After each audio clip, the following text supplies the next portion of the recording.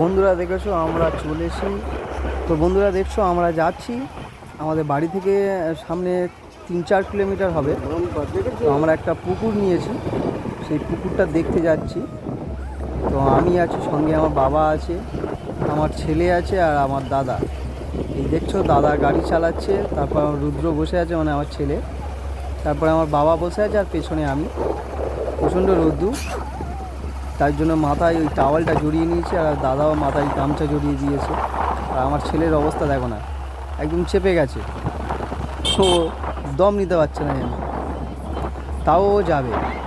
তো দেখো চারিদিকে প্রকৃতিটা কত সুন্দর, মাঝখান থেকে ঢালাই রাস্তা, দুধারে ধানের ক্ষেত, এখন সবে পাকো পাকো অবস্থা হয়ে গিয়েছে।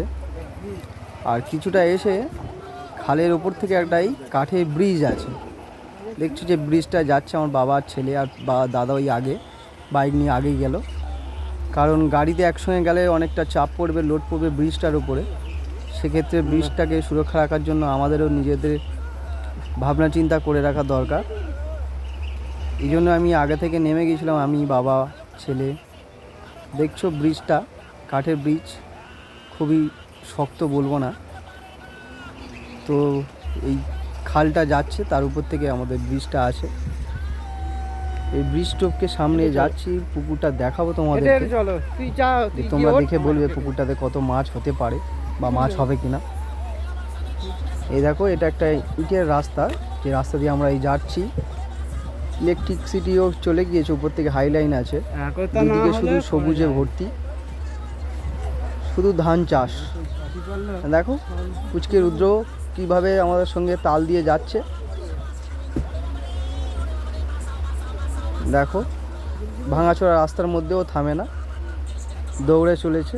এই সেই পুকুরটা, যে পুকুরটার কথা বলেছি, মাঠের মাঝখানে ধান চাষ চারিদিকে, তার মাঝখানে এই পুকুরটা অনেক বড় পুকুর। পুকুরটা নিয়েছি আমরা, এই পুকুর থেকে আমরা মাছ ধরে নেব, যার পুকুর তার থেকে তাকে কিছু মূল্য দিয়ে। তো পুকুরটায় কিরম মাছ আছে না আছে দেখার জন্য একটু চাড়িয়ে আর ছিপ ফেলছিলাম। তো দেখছিলাম খাচ্ছিল, পুঁটি মাছও ভাসছিল, বাবা দেখছিল, বলছিল হ্যাঁ পুকুরে অনেক মাছ হবে। তো বন্ধুরা দেখো পুকুরটা অনেক বড়, অনেক মাছ আছে। যখন পুকুরটা ছেঁচা হবে তখন একটা ভিডিও নিয়ে আসবো তোমাদের সামনে, তোমরা দেখতে পাবে কি কি মাছ পেলাম এই পুকুর ছেঁচে আমরা। তো এখন এই পর্যন্তই বন্ধুরা, বাই বাই।